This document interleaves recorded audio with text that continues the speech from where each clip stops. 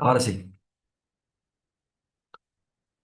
estamos grabando, compartimos de vuelta. Acá.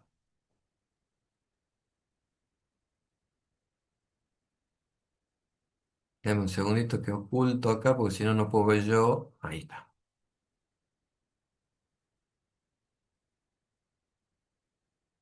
Listo, ahora sí. Bueno, decíamos, nosotros las semanas pasadas, la semana anterior, ya empezamos, Einer ya empezó con este temita de análisis multivariado. Entonces la idea sería más o menos entrar en calor un poquito, reviendo un poco lo que significa hacer un análisis multivariante o multivariado, ¿sí? Nosotros tenemos, dice, ¿qué es hacer un análisis multivariado? Es básicamente trabajar con muchas variables, ¿sí? Respecto, o sea, de un contexto en donde yo estoy haciendo el análisis. Entonces, este análisis multivariante se refiere a todos los métodos estadísticos, dice que analizan simultáneamente múltiples medidas, ¿sí? Entonces, algo han visto, han visto aplicaciones la semana pasada respecto de uno de los métodos eh, eh, que se llama componentes principales. Después han visto otros dos métodos más, escalamiento, el método de escalamiento, y han visto análisis de correspondencia, ¿sí?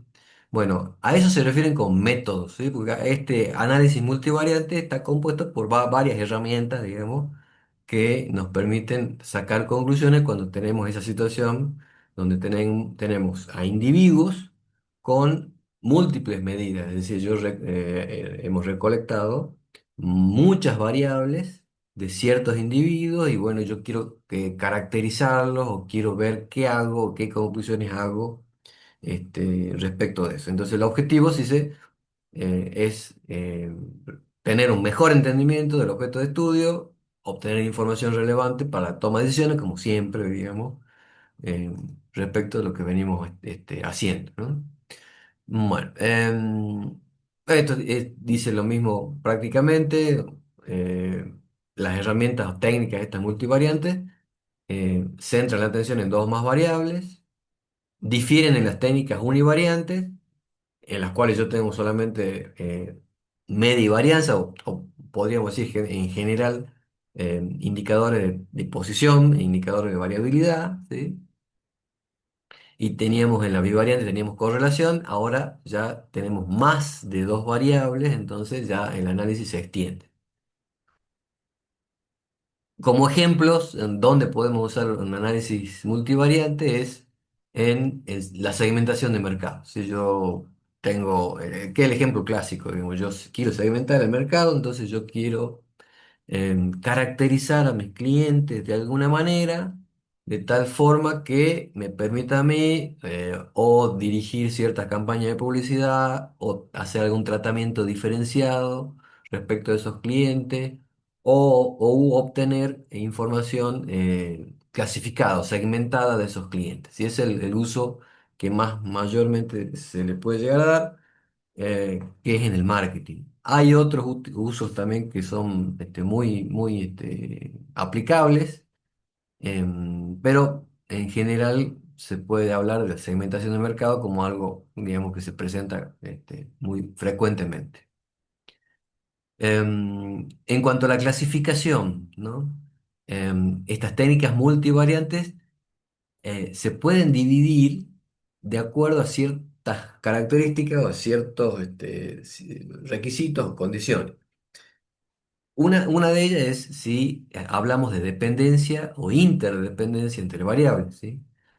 Acuérdense que cuando hablamos de dependencia, el concepto genérico sería una regresión, ¿no es cierto? En donde yo pienso que hay una variable y, una variable dependiente, y esa variable dependiente la analizo y la quiero estimar utilizando otras variables que le llamo independientes, ¿sí? Entonces yo estoy pensando que hay muchas variables que le pegan o influyen, o no le influyen, sino están relacionadas con esa variable dependiente. Los otros análisis de interdependencia, el objetivo es otro porque ahí entraría en toda esta parte de lo que vimos la semana pasada. Porque yo lo que quiero hacer es ver cómo se relacionan las variables y en función de esas relaciones que existen entre las variables, poder llegar a trabajar obteniendo información relevante respecto de los individuos que presentan esas observaciones y ver cómo se interrelacionan entre ellos. ¿Sí? Entonces, la primera, digamos, diferenciación sería pensar en qué tipo de análisis quiero hacer. Me estoy centrando en un análisis de dependencia o un análisis de interdependencia. Si es de dependencia, dice, pensar cuántas variables dependientes hay y cuántas relaciones. ¿Sí? Entonces acá también se presenta un camino, caminos alternativos para ver qué herramientas voy a utilizar. Y la otra sería pensar en el tipo de variable, como siempre, digamos, en qué escala estoy trabajando. Esta palabrita métrica se usa mucho, se puso de moda en ciencia de datos, pero básicamente cuando hablamos de escalas métricas vienen a ser variables cuantitativas, ¿sí? Y no métricas son variables categóricas o cualitativas. ¿Ah? Cambia la palabra por una cuestión, digamos, del contexto donde se la utiliza, pero estadísticamente es lo mismo que variable numérica y variable categórica, ¿sí? Respecto de estos métodos de dependencia, acá ya saben, dice, busca la existencia o ausencia de relaciones entre dos grupos de variables, si se puede clasificarlos en dependientes e independientes. El objetivo es verificar si las variables independientes afectan al conjunto de variables dependientes de alguna manera conjunta o individual. ¿Sí? En un análisis multivariado pensaré en muchas variables dependientes, en un análisis univariado será la regresión múltiple o la regresión simple que ya hemos visto. O regresión logística si tengo la dependiente que sea cualitativa, ¿no? O no métrica. Entonces, estos métodos de dependencia acá, em, digamos, dependiendo, dice, de la cantidad y el tipo de variables independientes y cantidad y tipo de variables dependientes, yo voy a tener que usar distintas técnicas, ¿sí? Entonces dice, si yo tengo una o varias variables independientes métricas o no métricas, y la dependiente es métrica, ¿sí? Ahí se aplicaría regresión lineal simple o regresión lineal múltiple, que estos son los casos que nosotros vemos en la facultad, digamos, en la materia, en estadística 1, en estadística 2. Fíjense que las variables, las independencias, las X, ahí tienen que ser em, estas variables tienen que ser métricas o no métricas. Y la dependiente sí o sí tiene que ser métrica, ¿sí? Para poder hacer este tipo de regresión. Por otra parte, tengo si las independientes son métricas o no métricas y las dependientes no métricas, ¿sí? Ahí entraremos en la regresión logística, o sea, la técnica sería regresión logística, que es el tema que vimos, y hay otra técnica que se llama análisis discriminante, que nosotros no la vemos, ¿sí? No estamos, no la hemos visto en este curso, bueno, por cuestiones de tiempo, pero sí es otra herramienta que es posible en estos casos, en donde acuérdense que acá estamos hablando de una situación de que yo estoy analizando o sea, una dependencia, ¿sí? Por otro lado, dice las variables independientes, si es una o varias métricas o no métricas, y las dependientes son varias métricas o no métricas, hay una técnica que se llama correlación canónica, que se utiliza para esos casos. Y después tengo si la independiente es una o varias métricas o no métricas, y si las dependientes son varias métricas, es análisis multivariado de la varianza, que viene a ser una ANOVA, pero con varios factores, ¿sí? Que tampoco esto no lo vimos en la facultad, nosotros en la facultad vemos ANOVA de un solo factor y ANOVA en bloques también, pero siempre hablamos de un solo factor, ¿sí? En este caso sería de múltiples factores, ¿sí? Bueno, entonces, si se fijan, digamos, el campo de la estadística tiene digamos, muchas herramientas y estas son algunas, hay otras más. Entonces es bastante amplio. ¿Sí? El tema este es bastante amplio. Ahora, dentro de estas técnicas multivariantes, también, aparte de ver dependencia o interdependencia, que sería este caso, bueno, este cuadro es lo mismo, ¿no? Básicamente es muy parecido. Vamos al otro que me parece que nos va a servir más esta clasificación, que lo ordena en métodos de ordenamiento y métodos de clasificación. Ahí está, ¿sí? Em, Esto me parece que es más útil porque acá yo no estoy pensando en una dependencia, sino que yo, por ejemplo, en estos métodos de ordenamiento, yo trabajo con las variables que yo tengo de los individuos y las características de un conjunto de individuos. Y acá lo único que yo quiero cuando yo hablo de métodos de ordenamiento es ver cómo se plasman esas variables en un gráfico, ¿sí? De tal manera que yo pueda ver lo que estoy graficando, y en general ese gráfico tiende a ser de dos dimensiones, porque bueno, nosotros, los humanos, como bien eh, vieron la semana pasada, digamos, nosotros podemos ver hasta tres dimensiones, ¿no? Ahora, y acá, cuando hablamos nosotros en estadística de dimensiones, hacemos referencia a la cantidad de variables que yo tengo, ¿sí? O sea, si yo tuviera a una persona, un conjunto de personas caracterizada por cinco variables, es decir, no sé, altura, peso, no sé, la nota, cantidad de la edad y no sé, otra más. Entonces, si yo tengo cinco variables de cada individuo, decimos que tengo cinco dimensiones, ¿no?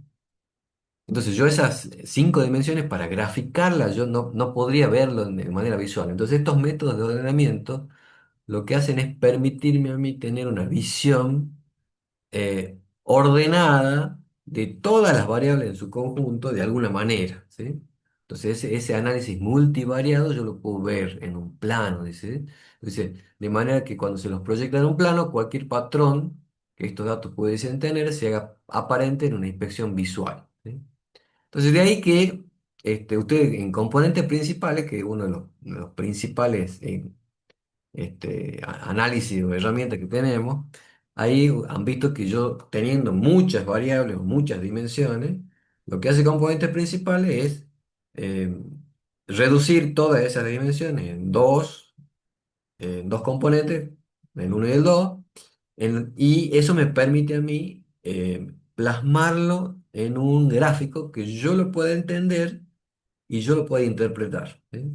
Entonces, y dentro de ese gráfico tratar de buscar patrones, que es lo que más o menos hicieron la clase pasada, o lo que hicieron, digamos, la clase pasada, cuando han interpretado el gráfico de componentes principales, el círculo de correlaciones, y han visto que, bueno, empezábamos a sacar conclusiones, ¿no? Esa interpretación es gracias a que yo puedo ordenarlos, ya sea un ordenamiento de esas variables en un solo gráfico, y yo puedo obtener esa información visual, ¿ah? Este, de ahí tenemos coordenadas principales cuando teníamos variables categóricas, análisis factorial y escalamiento multidimensional, que más o menos todas estas técnicas trabajan con el mismo sentido, ¿no? Que quieren ordenar y quieren buscar algo visual para presentar muchas variables de manera gráfica, digamos. Y por otro lado tenemos los métodos de clasificación. Los métodos de clasificación, ahí sí, estos métodos están abocados específicamente para armar grupos de individuos. Es decir, yo en función a ese ordenamiento que yo veo acá, eh, entonces, que es lo más, digamos, natural, es decir, bueno, una vez que yo lo tengo ordenado, automáticamente yo empiezo a pensar, ah, estos son parecidos, estos tres son parecidos, aquellos tres son más distintos, y empezamos a buscar esos patrones tendiendo a agrupar en individuos homogéneos, en individuos que sean, eh, digamos, o que se parezcan mucho, ¿sí? Pero bueno, cuando yo armo un método de ordenamiento, esos grupos los puedo yo determinar, pero visualmente, digamos, no hay no hay la técnica en sí, por ejemplo, de componentes principales, no está hecha para armar grupos. Está hecha para darme esa visión, ¿no? Esa gráfica a través de la cual yo puedo interpretar mejor todo ese conjunto de variables que yo tengo. En cambio, los métodos de clasificación están pensados específicamente para armar grupos, ¿sí? Em, Dentro de esas técnicas está el análisis de conglomerados, que es digamos, el nombre formal es análisis de conglomerado, se le dice clustering, por esa palabrita que, bueno, los grupos en ese análisis se llaman clusters, entonces por eso se llama clustering. Y después tengo K-means y está análisis discriminante también para trabajar con armando grupos. Nosotros en esta clase lo que vamos a ver es estas dos técnicas, análisis de conglomerado y K-means, ¿sí? Estas dos vamos a ver cómo se llevan adelante, ¿m? Y qué es lo que hacen, ¿no? Que eso es lo principal.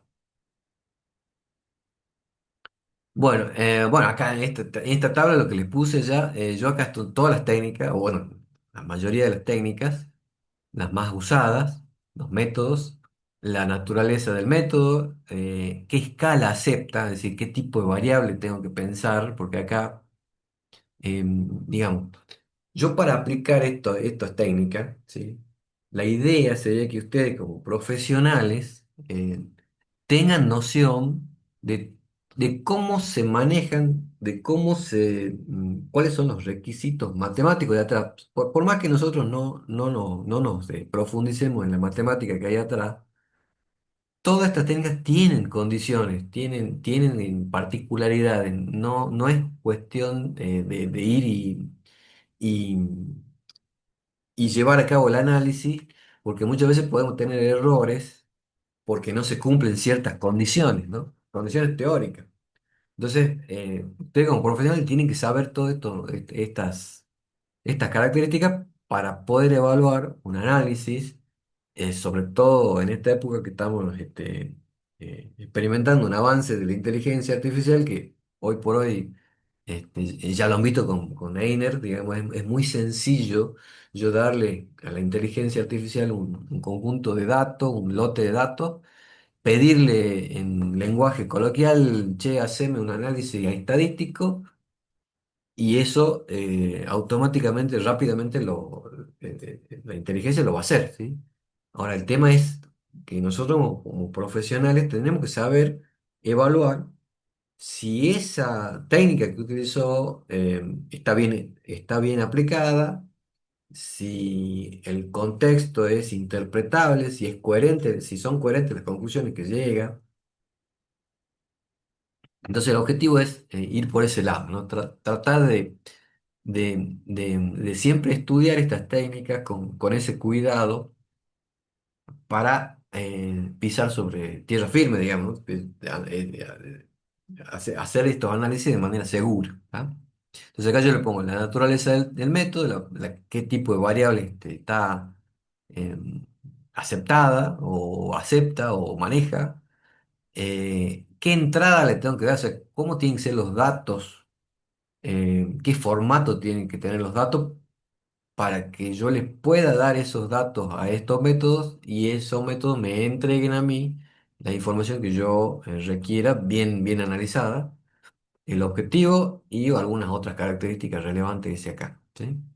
Bueno, acá está el análisis de componentes principales que ya lo vieron, análisis de coordenadas principales que ya lo vieron también, escalamiento multidimensional que ya lo vieron, y acá está el clustering jerárquico y clustering no jerárquico. Nosotros vamos a ver esta clase, estos clustering que se dividen en jerárquicos y no jerárquicos, ¿sí? Eh, en general, el clustering jerárquico que vamos a ver nosotros se llama aglomerativo, ya vamos a ver por qué. Hay otro clustering jerárquico que se llama divisivo, ¿sí? Y está el clustering no jerárquico, que es el famoso algoritmo K-means, ¿sí? Que es el que más se lo nombra a veces cuando se habla de clustering, que ya vamos a ver qué es cómo funciona, ¿sí? Para que ustedes se lleven bien la idea. Entonces, bueno, esto se lo dejo ahí para que le peguen una mirada.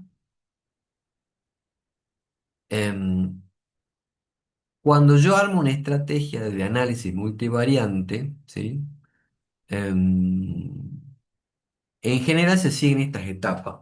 Porque yo cuando yo no aplico, nosotros no aplicamos, la idea sería aplicar de manera complementaria todas las técnicas de análisis multivariante que tengo disponibles, ¿sí? Para lograr un análisis completo, ¿no es cierto? Entonces yo puedo agarrar y decir, bueno, en la primera etapa yo voy a, bueno, hacer la limpieza, transformaciones, como siempre, el examen de los datos, preparar los datos.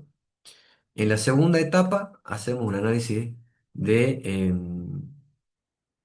ordenamiento, ¿sí? Yo puedo aplicar componentes principales, eh, correspondencia, en general reduzco la dimensionalidad, hago un filtro de ruido. Acuérdense que acá lo que al momento que yo hago eso de transformar las dimensiones, muchas a dos, pocas, digamos, de acuerdo a a la variación que esas dos dimensiones me manejan, yo ahí yo voy a perder, ¿no es cierto? Voy a perder un poco de información, pero aún así, la idea es que nosotros nos quedemos con una variabilidad importante, ¿no?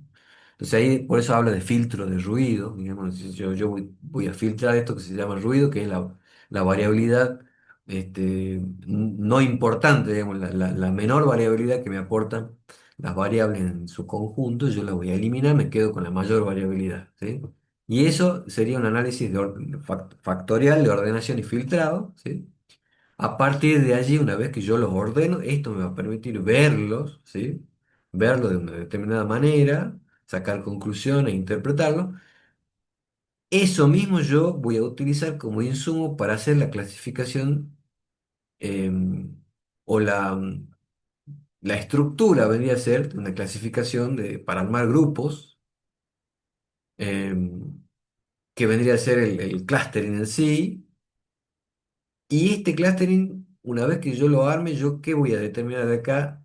Voy a determinar si esos individuos yo los voy a poder agrupar en cuántos grupos lo voy a poder hacer. O sea, la cantidad de grupos que yo voy a poder tener a partir de esa clasificación jerárquica, esa va a ser la respuesta, la más importante que voy a utilizar para hacer otra clasificación no jerárquica, que viene a ser este K-means, en donde yo acá recién yo como voy a complementar esta clasificación, la voy a mejorar, digamos, con este algoritmo que se llama K-means, y recién ahí voy a caracterizar y validar las conclusiones que yo obtengo, ¿sí?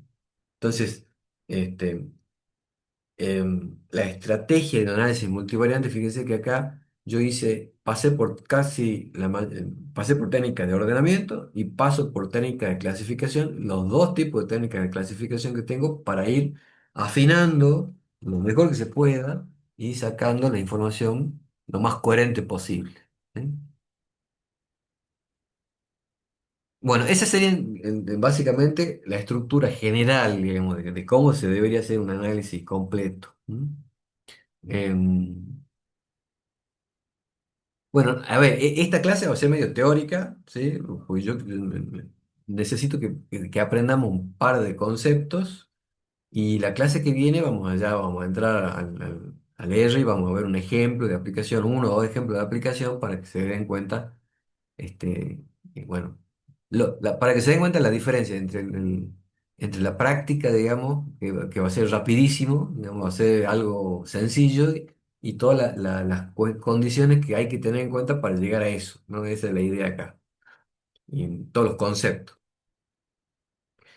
Em, bueno, otra cuestión importante que hay que tener en cuenta en el análisis multivariado es este análisis previo de los datos. ¿Sí? Esto lo analizamos nosotros cuando vimos limpieza, ¿sí? Cuando vimos la limpieza, análisis de la preparación de los datos, en la clase esa donde nosotros trabajamos acá con un paquete Validate, ¿sí? Que ¿se acuerdan que era para revisar si habían valores perdidos y si, bueno, los outliers y todo el resto. Bueno, para hacer un análisis multivariado, ¿sí? Hay que hacer lo mismo, digamos, ¿no? El primer paso siempre va a ser preparar la base de datos y trabajar encontrando estos valores perdidos, lo que llamamos NA, ¿sí? Con cierto cuidado de encontrar patrones. Dice, pues acá dice, los patrones de los valores perdidos son más importantes que su cuantía. Si su distribución es aleatoria, no dañan el análisis. O sea, no es algo, digamos, un defecto el tener valores perdidos. En general vamos a tener valores perdidos de valores que no están. En general se tienen valores que no están. El tema es que esos valores se distribuyan de manera aleatoria entre todas las variables que yo tengo, ¿sí? Ahora, si hay una distribución aleatoria, bueno, eso va a ser como más fácil de resolver. Ahora, si yo encuentro patrones, hay que encontrar los patrones, ubicarlos y ver, bueno, y analizar un poquito más para saber por qué en ciertas situaciones hay valores perdidos y en otras no, ¿sí? Entonces, bueno, ahí tenemos los dos tipos de análisis que hay que hacer ahí. Em, con los valores extremos también tenemos que tener cuidado y acá em, hay una especial, digamos, llamado de atención. ¿Por qué? Porque no voy a tener el mismo concepto de outliers o de valores extremos cuando estoy trabajando con valores, con análisis univariado, que cuando estoy trabajando con análisis multivariado, ¿sí?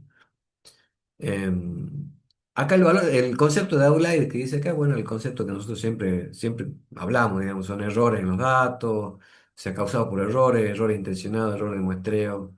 Entonces son valores que se alejan del conjunto, ¿sí? En definitiva, ¿sí?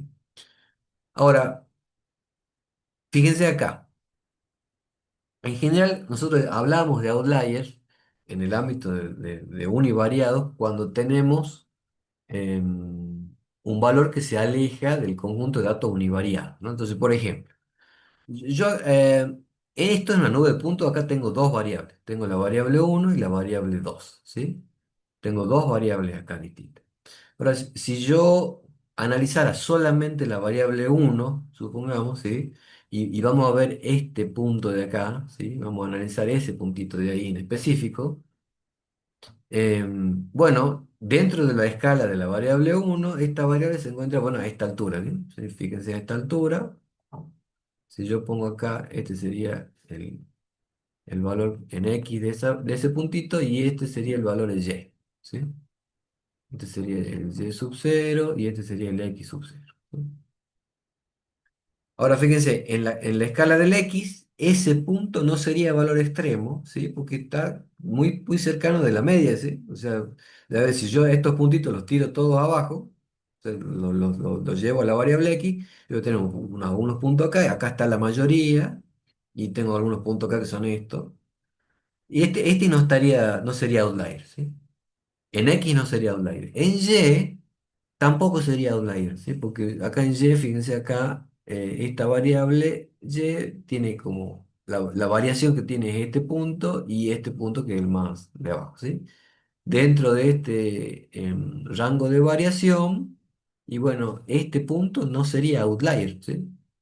Porque está dentro de más o menos de del conjunto de los datos, ¿está?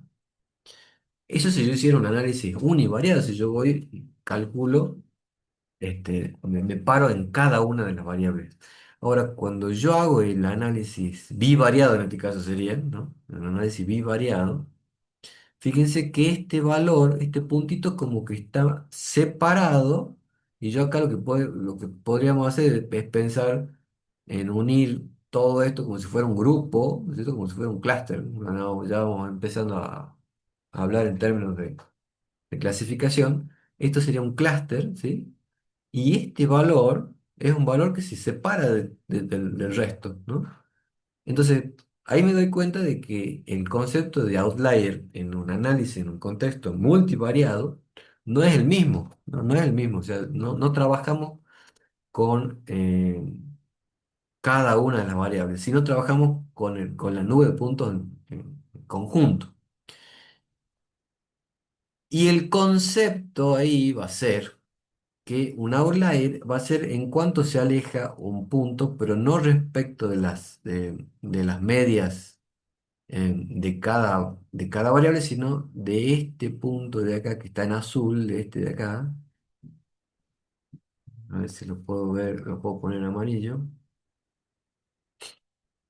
De este punto de acá, ¿sí? Esta distancia es la que me va a marcar que es un outlier, ¿sí? Y esto de acá, nosotros le llamamos el centroide, ¿sí? El centroide, o vendría a ser el mismo concepto de media, digamos, ¿no? Es la media, pero esta es la media de la variable, de las dos variables al mismo tiempo. O sea, es el punto medio de esta nube de puntos. Entonces, de ahí es lo que viene la diferenciación. Ahora, imagínense en un análisis de componente principal, por ejemplo, si tuviera este punto, ¿sí? Y el componente principal lo que hace es, bueno, bueno, a través de transformaciones lineales, mueve los ejes, cuestión de que el componente principal uno quede, supongo, va a quedar acá el uno y acá va a quedar el 2, ¿sí? En un, en un, en un, en un análisis de componente principal, lo que se hace es que gira los ejes, cuestión de que la mayor variabilidad la capte el componente principal uno y la menor el otro componente, ¿sí? Ahora, dentro de ese cambio, eh, como eso lo hacen digamos, con matemática, digamos, trabaja con los senos, los cosenos, los grados y demás, para que esto sea así, este valor que outlier, que podría ser uno mucho más lejano, capaz que hace que estos componentes me queden de otra manera, ¿sí? De otra, con otra ubicación, digamos, ¿sí? Entonces es importante tener en cuenta el análisis de estos outliers también cuando trabajamos con em, un análisis multivariado, ¿sí? Esa es la otra requerimiento que hay que corroborar, ¿sí? Este, para la detección de los outliers, bueno, en el método univariado, cuando trabajamos con un análisis univariado, y bueno, ya sabemos, tenemos el boxplot y el z-score, ¿no? El z-score, no sé si lo vimos, pero bueno, es básicamente calcular tres zetas para arriba y tres zetas para abajo, lo que me quede por afuera será outlier, ¿sí? El boxplot, acuérdense que trabaja con los cuartiles, restándole y sumando en 1,5 rangos intercuartiles. En el caso bivariado, en una regresión, podemos armar bandas de intervalo de predicción, ¿sí? Este tema lo vimos, se lo ve en el práctico de estadística 2. En los que han hecho estadística 1 esto probablemente no lo van a entender, o no lo van a ver, o no lo han visto, perdón. Y en el ámbito multivariado hay distintos métodos. El más conocido es la distancia de Mahalanobis, y ya vamos a ver cómo trabaja también, pero hay dos pruebitas que se pueden hacer ahí. Esta distancia de Mahalanobis lo que hace es casualmente medir la distancia donde está el punto respecto de ese centroide de una nube de puntos, ¿sí? Eso es lo que hace. Entonces, de esa manera, establece qué es outlier y qué no es outlier. Bueno, análisis de conglomerado, ahora sí nos metemos. Una vez que quería hacer toda esta entrada en calor para que, bueno, para que primero nos centremos en el tema y segundo para que vean un poquito más de los requerimientos que se tienen que hacer previamente para hacer este tipo de análisis también, este, para que sean perdón, una especie de validación, digamos, ¿no? Teórica por lo menos. Bueno, clustering dice, ¿qué es lo que hace el clustering en sí? Es bastante sencillo, digamos, la técnica es no tiene mucha complejidad. Dice, clasifica individuos, observaciones en grupos, tales que cada grupo sea homogéneo respecto de las variables utilizadas para caracterizar. Los grupos tienen que ser distintos entre sí. Acá hay una cosa muy, muy interesante, que es que no exige propiedades estadísticas de los datos. nosotros en estadística estamos muy acostumbrados a pensar y a hacer un análisis siempre y cuando, por ejemplo, se cumplan los supuestos de normalidad, de homozadaticidad, de independencia. Bueno, en este caso, para estos análisis no hace falta ninguno de esos supuestos, ¿sí? Simplemente lo que hace el análisis es trabajar con las variables, los datos que tiene en la muestra o en el conjunto de datos que está viendo y en función de eso trata de armar grupos. Eso es todo, digamos. No hay una distribución de probabilidades subyacente acá como para, para, para poner en juego. Lo mismo cuando vieron la semana pasada componentes principales y todas las análisis de correspondencia, pero tampoco, ¿no? Tampoco no se ponían como requisitos teóricos. Este, los grupos son desconocidos a priori, aunque por alguna razón pensamos que se pueden agrupar. Bueno, acá, entonces, el análisis está previsto cuando yo tengo un conjunto de individuos caracterizados y yo digo, bueno, pues los quiero agrupar de alguna manera, ¿sí? En algo se tienen que parecer algunos, en algo se tienen que diferenciar, entonces yo tengo que, bueno, se me ocurre a mí armar grupos por alguna razón, por alguna lógica, y bueno, este procedimiento lo que hace es eso, armar grupos, teniendo en cuenta que los grupos estén cerquita, todos los elementos estén juntitos, ¿sí? Y entre grupos, distanciados. Entonces ahí hablamos de la variabilidad interna y de la variabilidad entre grupos. O sea, el famoso concepto que vemos siempre en estadística uno empezamos viéndolo, eso es de la descomposición de la varianza, en variabilidad dentro y entre grupos. Bueno, acá ese es el concepto estadístico que se utiliza acá, ¿sí? Bueno, acá habla de lo mismo, se obtiene una clasificación de individuos a partir de datos multivariantes, bueno, es lo mismo que dijimos.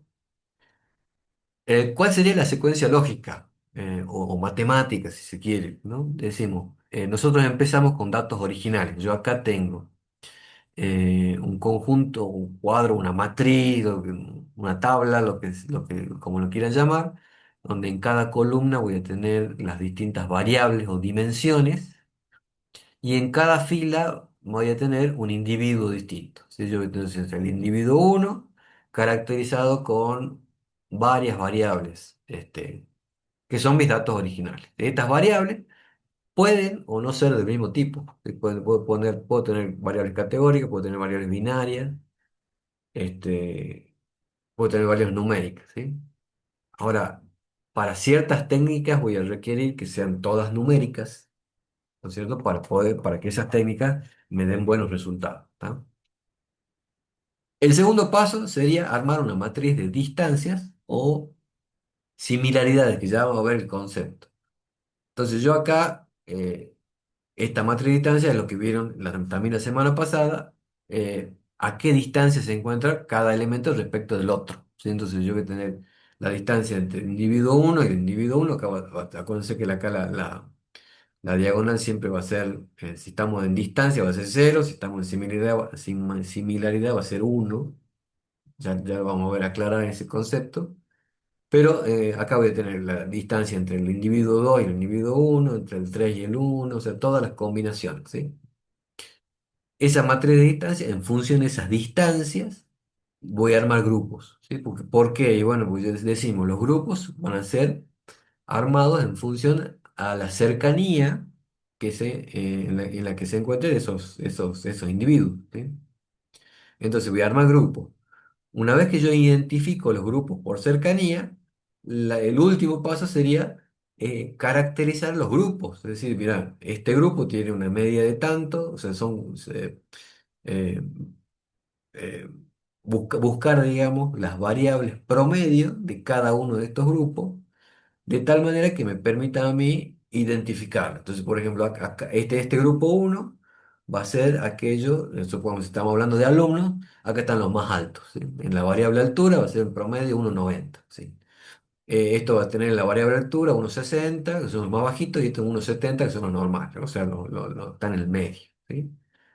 Entonces, el último paso sería caracterizar cada grupo, ¿tá? Entonces, yo tengo parto de las variables, veo la distancia, armo los grupos y después caracterizo cada uno de los grupos. Por ejemplo, y acá le voy a preguntar a ustedes, ¿sí? Acá, todavía no entramos en conceptos, ¿no? Pero acá, así intuitivamente, dice, indiquen a qué medida, dice, en qué medida dos individuos o elementos bajo estudio se parecen entre sí, ¿no? Entonces, por acá los individuos son empresas, ¿sí?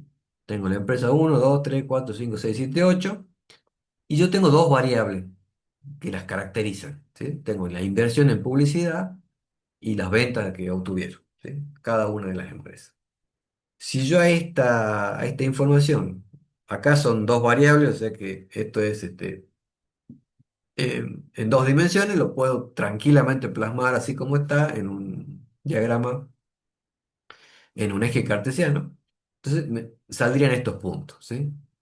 Entonces fíjense, si yo le preguntara cuáles empresas se parecen más, entonces la idea sería pensar, dice, em, cuando hablo de similares o cuáles se parecen más, estoy pensando cuáles están a menor distancia, ¿sí? Esa sería la conclusión. ¿Qué les parece? ¿Cuál serían las empresas que están a menor distancia? La 3 con la 4. Ahí está, claro, las tres con las cuatro. Sí, sería estas dos. Digamos, estas dos son las que están más cerca, ¿no? Dentro de fíjense que cuando hablo de ordenamiento sería esto, ¿no? Acá los veo ordenados, digamos, ¿no? O de una manera visual. Y acá yo puedo, sí, Tomás, Buenas tardes, profe. sí, Eh, ¿Podría ser también de 4 y 4 los grupos? O sea, los primeros 4 y los 4 siguientes, digamos. claro, o sea, yo podría pensar que estos, no sé, acá, Claro. estos cuatro son los más cerquitas, digamos, ¿no? Los más cercanos, y estos otros cuatro los más cercanos, ¿verdad? Y yo podría armar dos grupos, así. Claro, perfecto. Ese es el concepto con el cual trabaja clustering. Ese es el concepto. O sea, así de sencillo, digamos. El tema, que acá, bueno, yo visualmente lo puedo ver, digamos, sí, está perfecto. El tema cuando yo tengo millones primero, muchos individuos, ¿sí? Muchos individuos, y tengo muchas variables. Ese es el problema. Porque acá yo tengo dos variables y lo puedo ver. El tema es que si yo tuviera cuatro variables, ya no lo podría ver acá. ¿Está?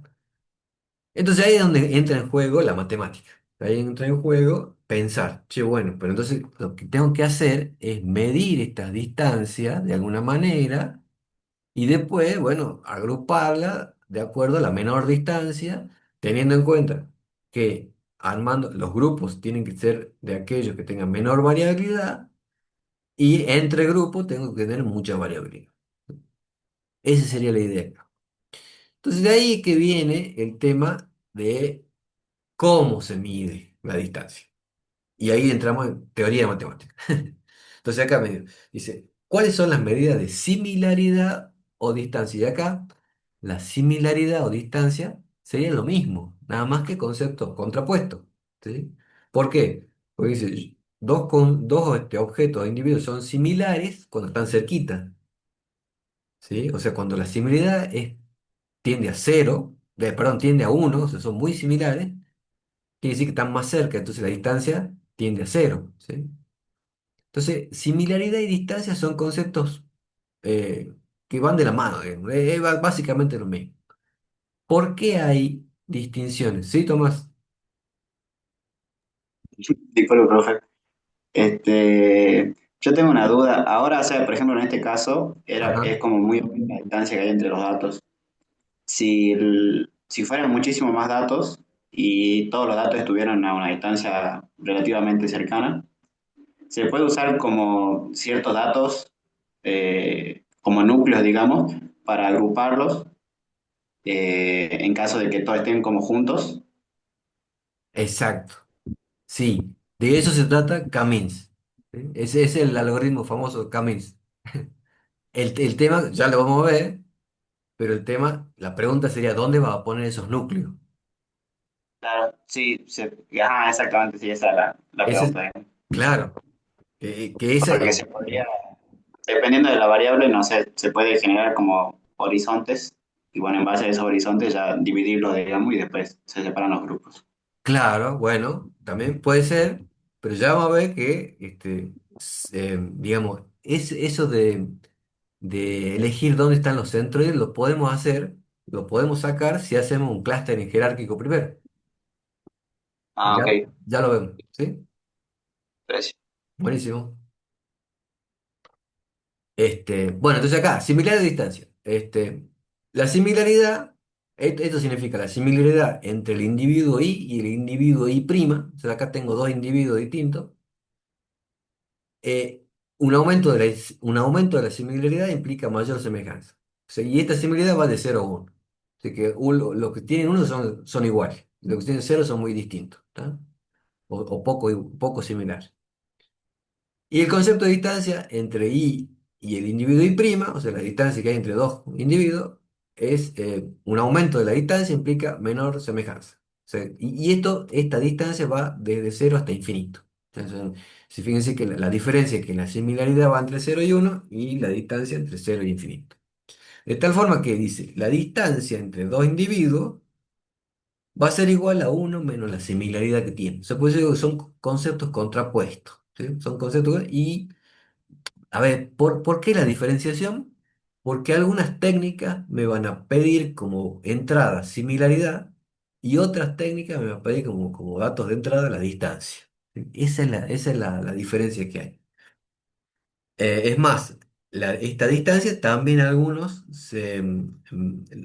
técnicas la piden que sea la raíz cuadrada de uno menos la similaridad. ¿Sí? Este, ¿Por qué razón? Y bueno, por cuestiones matemáticas, ¿eh? Por cuestiones de operatividad matemática. No tiene otra razón. Porque significan exactamente lo mismo. ¿Eh? Bueno, y ahí vienen que veamos las distintas alternativas que yo tengo para medir esa distancia, porque no hay una sola manera de medirlas, ¿sí? La más utilizada es la Euclidia, se llama, que algo ya la nombraron la semana pasada cuando vieron componentes principales, ¿sí? Ahí trabaja con distancia euclidia, que es básicamente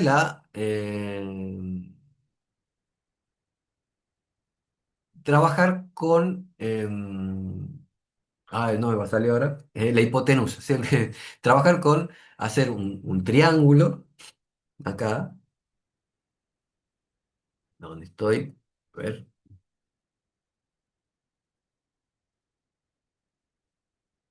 Vendría a ser el teorema de Pitágoras. Ese no me salía el teorema de Pitágoras acá. Acuérdense que acá yo podía armar un triángulo, entonces acá la distancia que tengo entre este punto y este punto vendría a ser la hipotenusa. ¿Sí? Entonces ahí aplicamos Pitágoras. ¿Qué decía Pitágoras? Que el cuadrado, la suma de los cuadrados de la hipotenusa, perdón, la suma de los cuadrados de los catetos es igual al cuadrado de la hipotenusa. ¿Sí? Entonces, la distancia va a ser la raíz cuadrada de esa expresión. De ahí surge la distancia euclídea esta que hay dando vueltas, ¿sí? Que es la distancia que medimos en la mayoría de los casos. ¿Sí? Por ejemplo, dice, vamos a un ejemplo de distancia euclídea. Yo tengo la empresa uno y la 2, ¿no es cierto? Entonces yo tengo la distancia que hay entre la empresa uno y la 2 con distancia euclídea, ¿cómo va a ser? Dice. Bueno, la distancia que tengo en X más o sea, la distancia que tengo en X al cuadrado más la distancia que tengo en Y al cuadrado y la raíz cuadrada. ¿Sí? La raíz cuadrada de la suma de la distancia entre Y y X. ¿Sí? Em, ¿Por qué digo Y y X? No sé si me están siguiendo.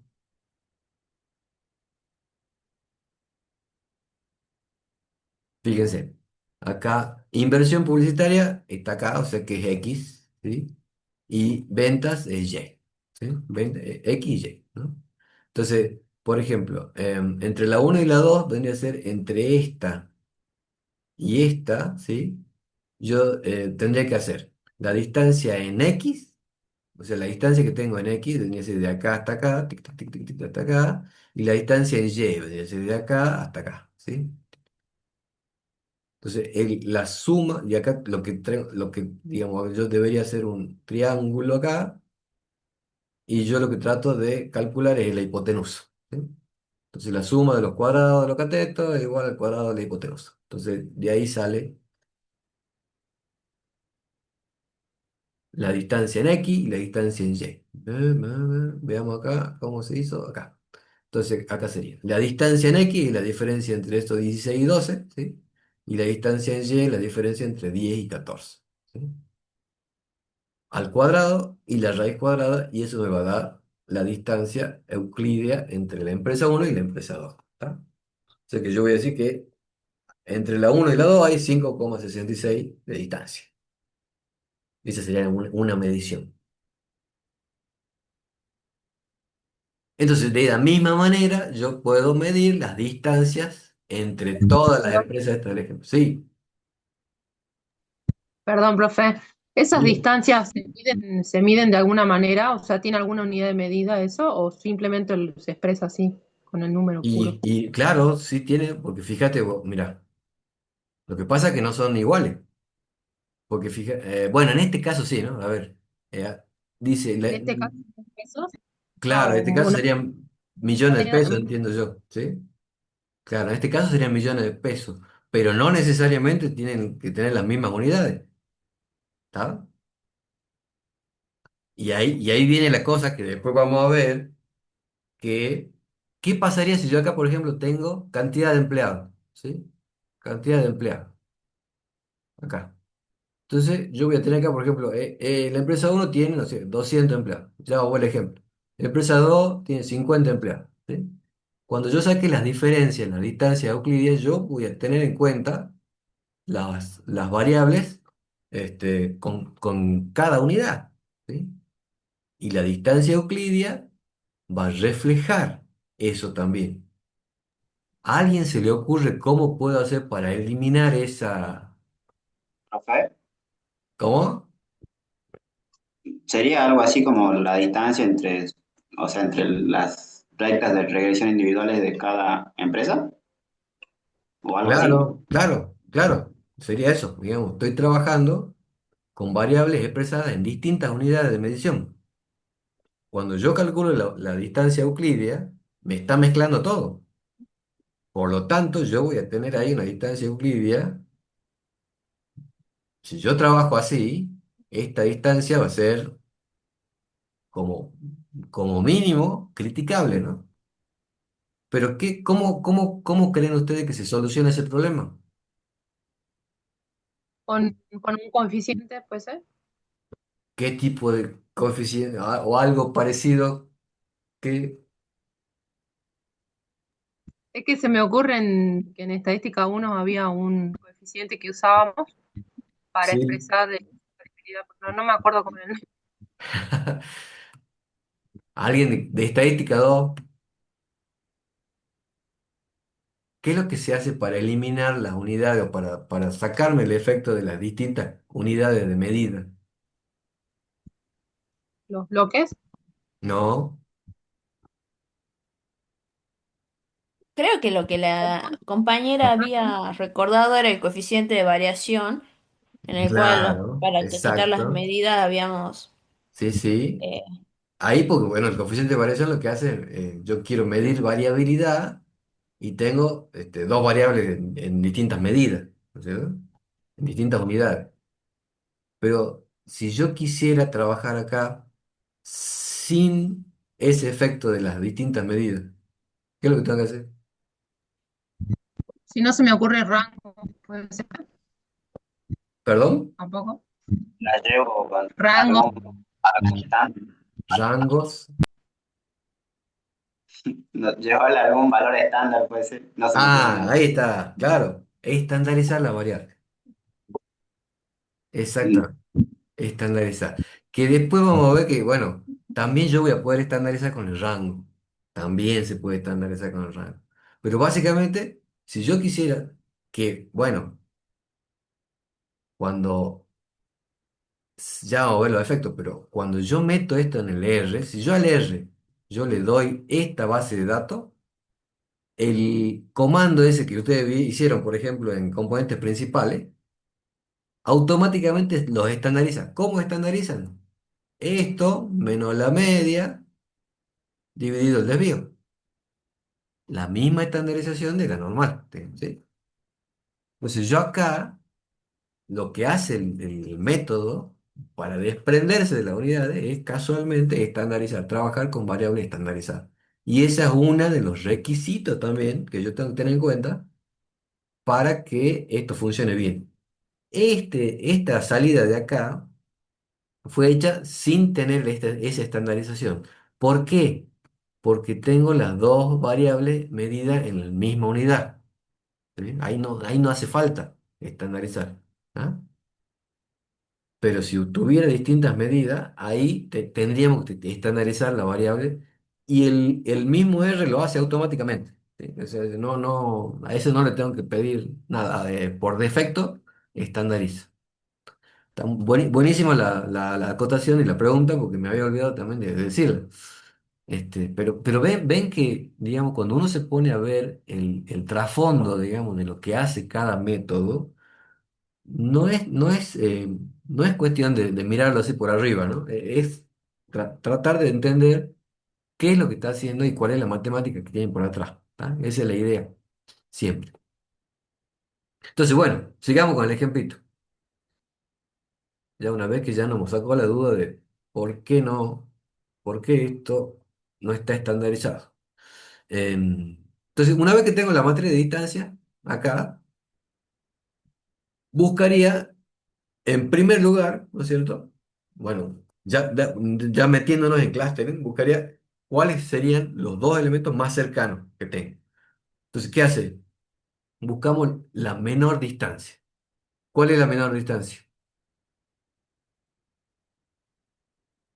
Fíjense acá visualmente.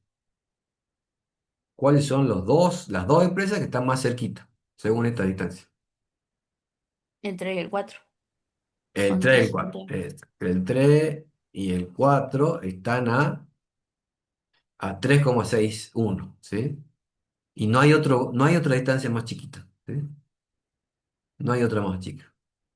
Entonces ahí me dice, fíjense que la distancia, no, está ahí acá. No, el gráfico. Me dice, estos dos son los que están más cerquita. ¿Está bien? Después podría seguir. ¿Cuáles son los siguientes? ¿No? ¿Cuáles son los siguientes que están más cerca? No creo que ahí había uno de. ¿Cuáles son los siguientes? Sería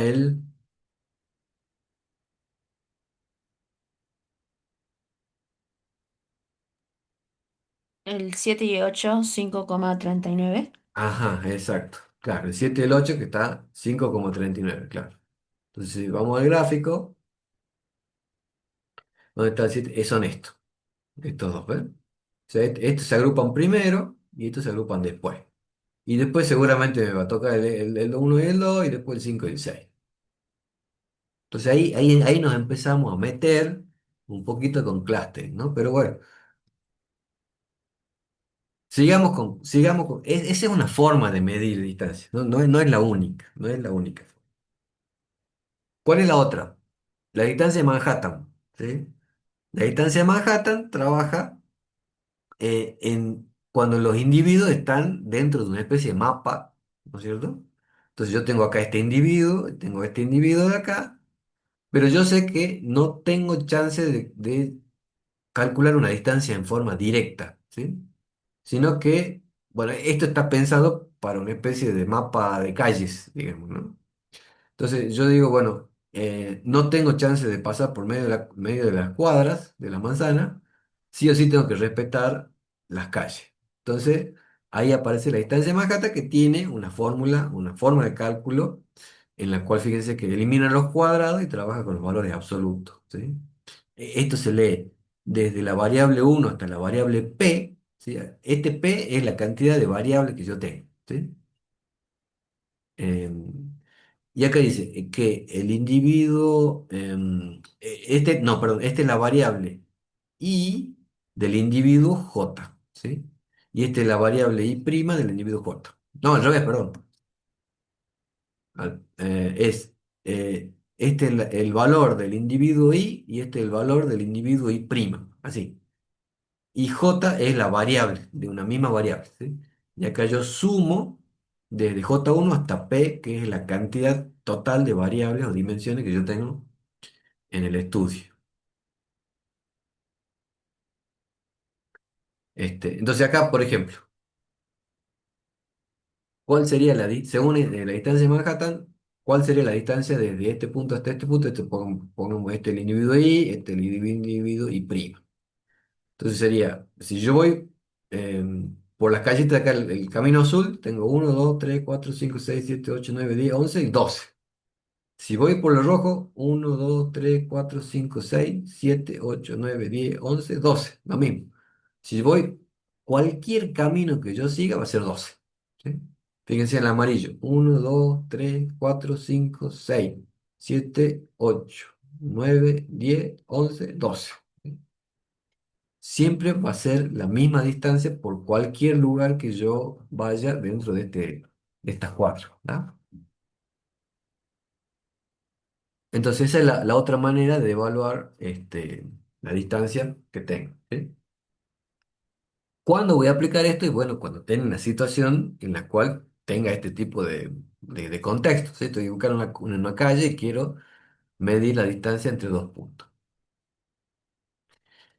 La otra distancia que ya la habíamos hablado es la de Mahalanobis o Mahalanobis, que se le llama d cuadrado, ¿sí? La d cuadrado.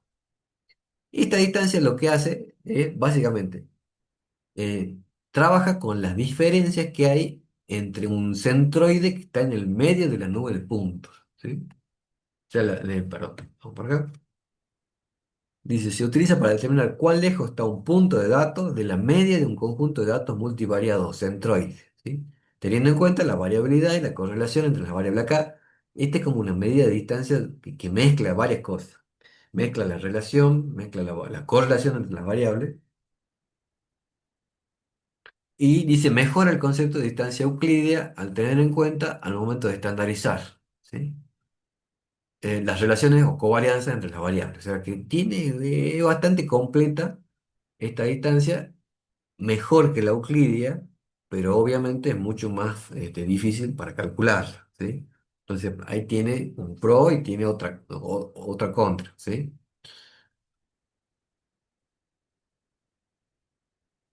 Bueno,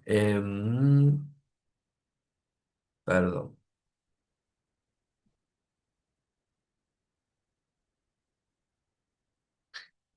Esas medidas que venimos viendo son medidas para variable numérica, ¿sí? Numérica. Yo tengo variables numéricas, entonces yo puedo operar, puedo sumar, puedo restar. ¿Qué pasa cuando tengo variables categóricas? Bueno, hay un caso, hay una medida de similaridad para variables categóricas que sean binarias, ¿sí? Es decir, en la cual tengamos 0 y 1, es decir, se parecen y no se parecen.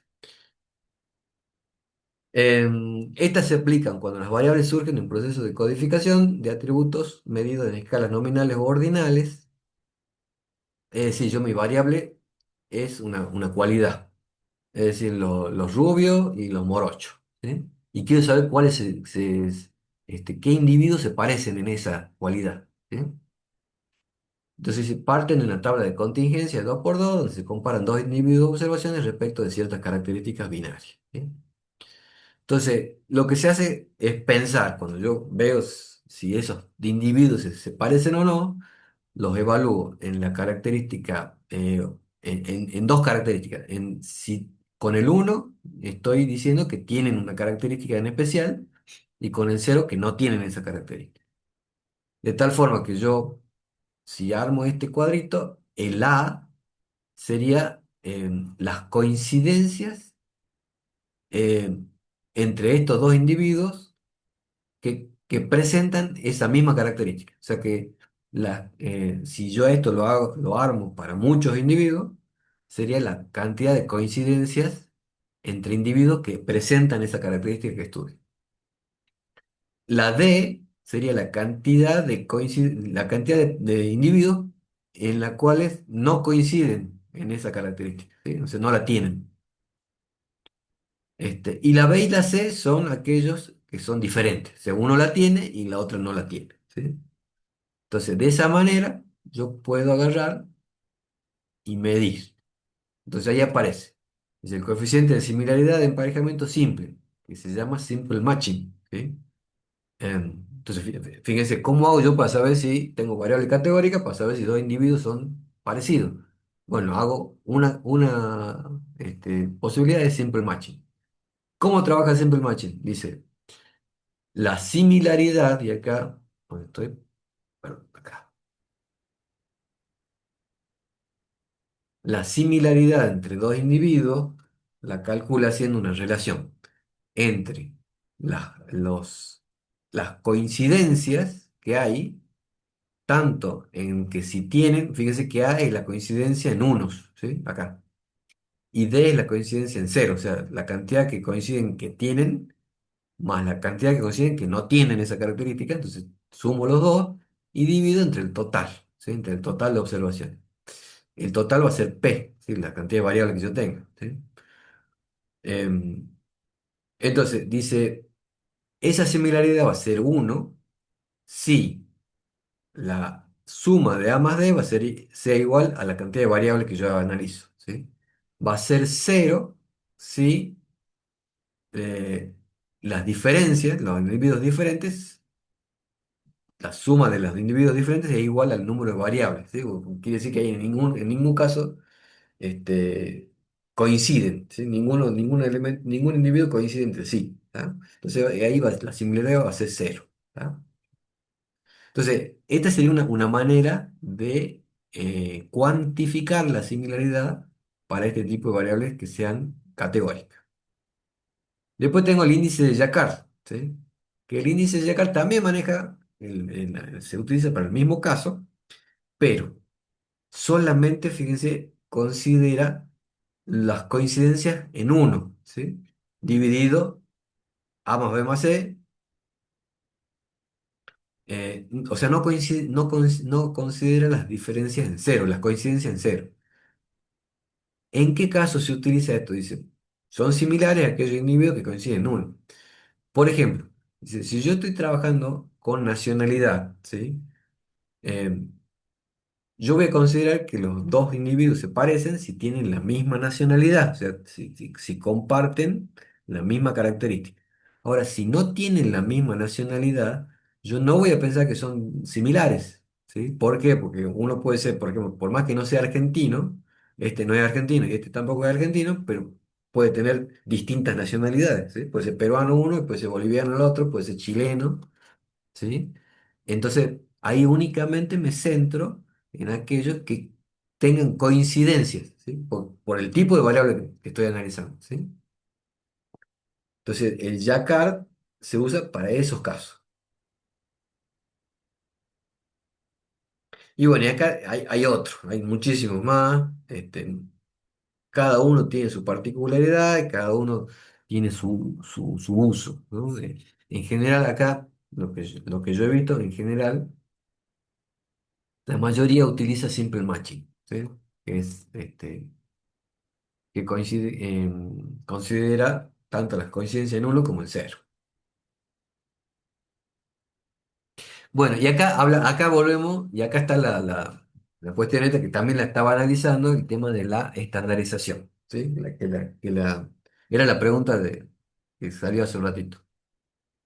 Dice, las medidas de similaridad son muy sensibles a las unidades en que están medidas las variables, claro. Entonces, yo tengo dos formas usuales de estandarización. Por el rango, al cual dice a cada valor de la variable se le resta su valor mínimo y se lo divide por su rango, a los efectos de que queda acotado en cero y uno. O sea, eh, ¿qué es lo que hace eso? Y bueno, en general, cuando yo hago un cociente, me elimino las variables, elimino las unidades. Eso es lo que estamos queriendo acá. O sea, si yo lo divido por el rango, estoy haciéndolo estándar, ¿sí? Si yo lo divido, le resto la media y lo divido por el desvío, lo estoy estandarizando y utilizando el concepto de Z, ¿sí? De ambas maneras, este, los puedo hacer, ¿sí?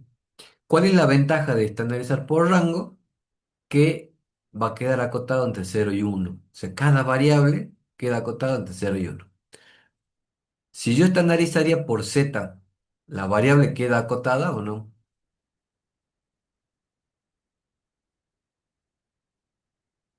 ¿Qué dicen? ¿Qué dicen? No, profe, porque es infinito. Claro, exactamente. Claro. Claro, Z, acuérdense que varía de menos infinito a más infinito. ¿Sí? O sea que tengo rango de variación. Lo único que me salva ahí es que, ¿se acuerdan de la regla empírica? Que si yo estoy pensando que se distribuye normal, o que si tengo una variable en donde yo estoy pensando que se puede aplicar la normalidad, ese Z estaría medio acotado entre -4 y 4, entre -3 y 3. ¿Sí? Pero tampoco no ¿Profe? sería, no sería muy acotado tampoco, ¿no? ¿Profe? Sí, vamos. Para estandarizar, o sea, se puede estandarizar, digamos, en otro tipo de valores que no sea Z, o sea, en otro tipo de distribuciones. Claro. En realidad, a ver, el hecho de que yo utilice en la fórmula de Z no implica que esté trabajando con normal. O sea, yo puedo estandarizar cualquier cosa, digamos, con la fórmula esa de Z. ¿Sí? No, Ah, ok. no hay una, o sea, no implica una distribución normal que esté usando Z. ¿Está bien? Eso lo vemos cuando nosotros trabajamos con esos supuestos de normalidad y con distribución de probabilidad, bueno, ahí sí estamos, usamos Z siempre y cuando sea normal y todo en la bolilla. Pero si no, yo a cualquier valor le puedo, le saco la media y lo divido entre el desvío y ya la estandaricé. ¿Sí? No hace falta que sea normal, digamos. Gracias, profe. Meta.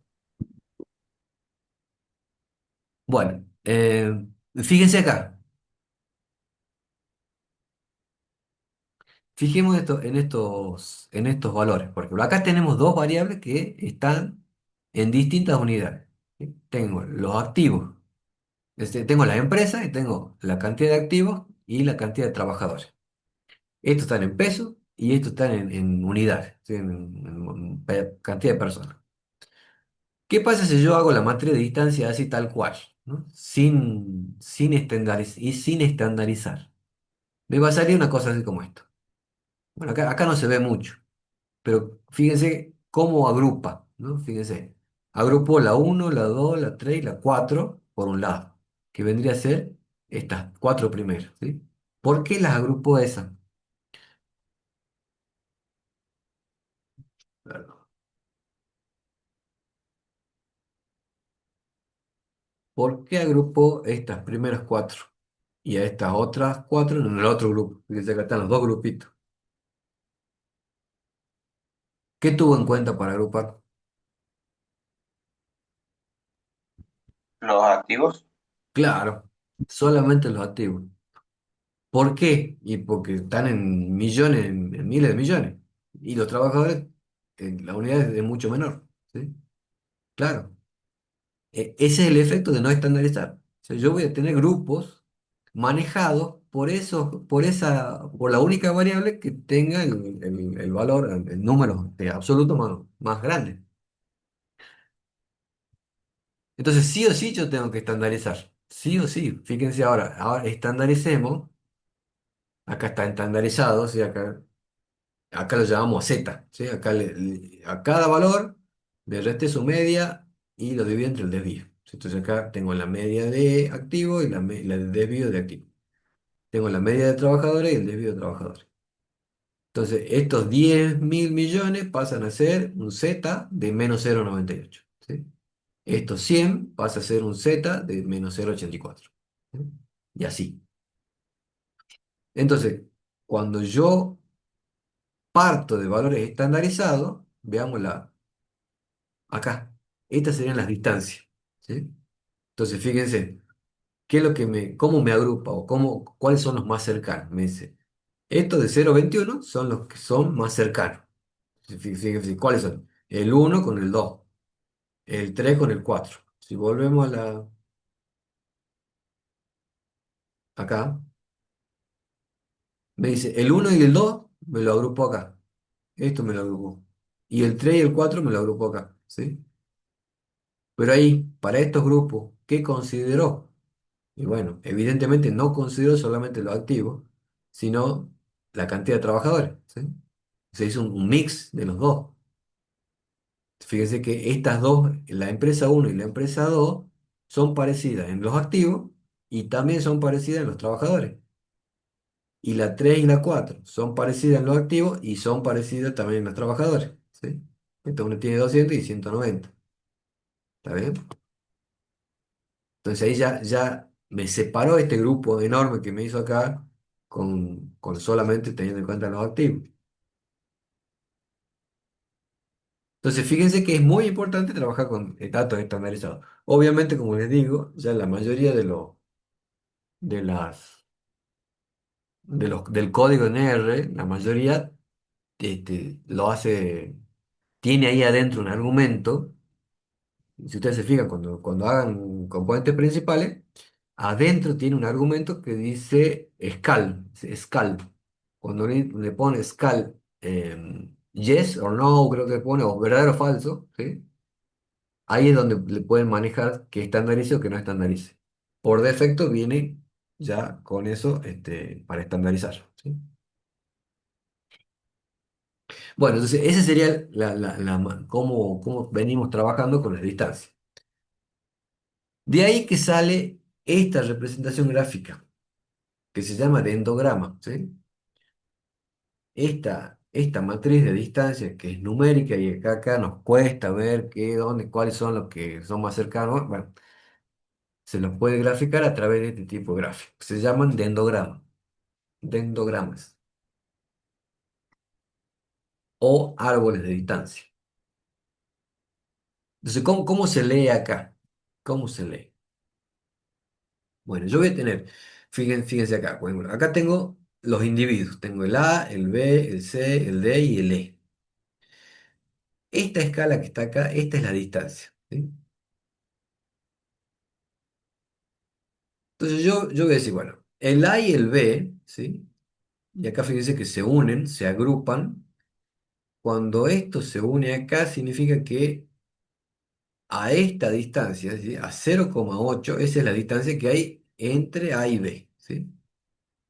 O sea que los primeros que se juntan, los primeros que se agrupan, porque están más cerquita entre ellos, ¿sí? Es el A y el B. Están a una distancia de 0,8. ¿Tá? Entonces ahí viene la primera unión acá. Después la idea sería decir, bueno, a ver, ¿cuáles son los otros elementos que tienen la menor distancia después de 0,8? Bueno, a uno, ¿sí? A una distancia de uno está C y D, ¿sí? C y D. Entonces, ¿cómo podemos hacer acá un gráfico? Si yo lo graficara en un eje cartesiano, yo podría decir, bueno, por ejemplo, no sé bien, pero A y B serían acá, ¿sí? Por ejemplo, este sería A y B que están más cerquita. C y D eh, podría ser acá y, vamos a poner acá, un poquito más lejos, C y D, ¿sí? Este podría ser C y D. Sí, tan cerca, pero más lejos que A y B, ¿sí? Después, entre C y D, pues yo acá ya agrupé, dije, bueno, estos se pueden agrupar, estos se pueden agrupar. Entonces, la idea sería, yo puedo agrupar estos dos grupos, y bueno, y acá, fíjense que acá, este grupo y este grupo se unen, o sea, arman otro grupo grande a una distancia de 1,8, ¿sí? Que vendría a ser la distancia que hay entre estos dos grupos. Yo puedo decir, bueno, acá ahora yo agrupo así. Y a su vez hay otro individuo que es el individuo E, que está a una distancia de 2,3 respecto del grupo que forman estos cuatro elementos, ¿sí? Acá, o sea que E podría estar acá, más o menos. O sea, yo le pongo de acuerdo a una distancia, no sé si está acá, acá, acá, acá, pero podría ser que esté acá, ¿sí? Entonces, ahí hay una distancia de 2,3. Entonces ahí estaría E y el grupo total sería esto, ¿sí? ¿Está bien? Y ahí englobo todo. Esto que dice recién acá se llama método jerárquico. Jerárquico, ¿sí?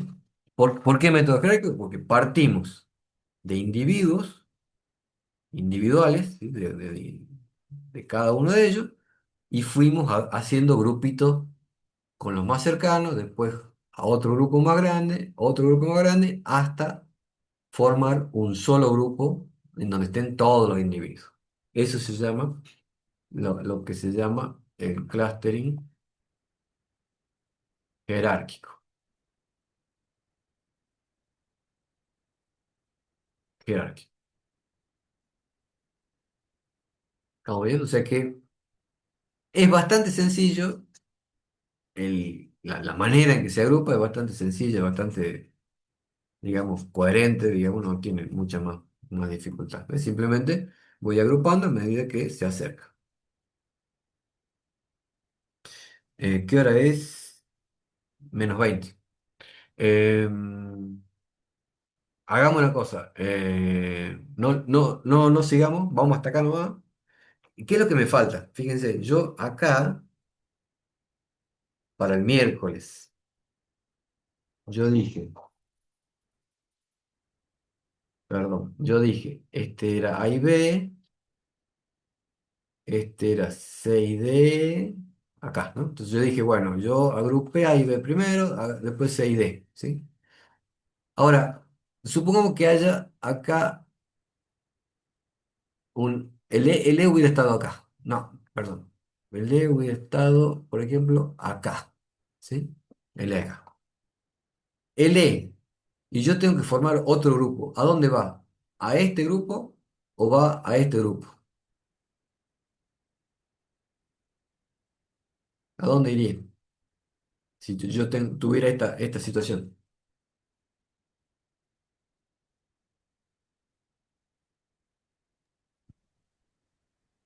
Al primero puede ser. O sea, se juntaría con A y B, ¿no es cierto?